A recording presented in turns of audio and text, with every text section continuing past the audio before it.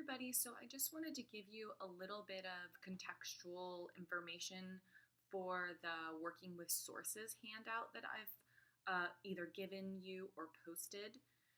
And what I want to say really is that in terms of working with sources, um, there are just certain ways in academic writing we go about referencing the readings or other texts that we're talking about in our own writing.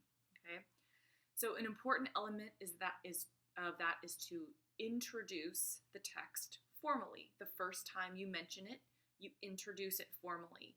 And that's where, as the handout explains, you give the author's full name, the full title, and usually you give some reference to what the article or book or film or whatever it is was about.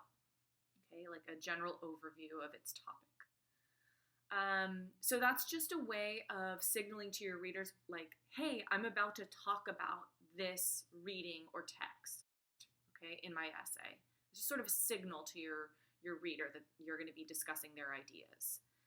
Then the signal phrases that the Working with Sources handout references as well are important signals to the reader as well.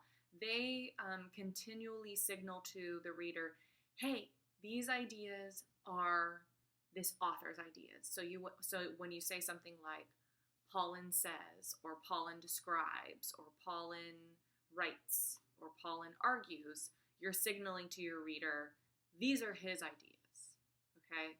That's really the purpose of using signal phrases, is to give credit to the text that you're referencing, to the authors that you're referencing. The other thing I wanted to say is that in academic writing, once you've introduced the source formally, you've given the author's full name and the full title, from then on, you refer to that author by last name only. We're fairly formal in academic writing, so you would never say something like, Mary Jo argues. You just don't refer, in academic writing, we do not refer to authors by first name. It's by last name only once you've introduce that person to the reader. The other thing is you also never have to repeat the title of whatever text you're referencing again. You can just refer to it by author's last name.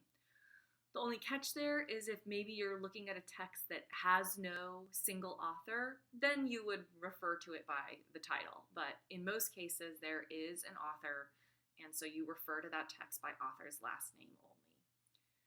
Yeah, so that's just my little extra contextual information about working with sources. Let me know if you have any questions about that document.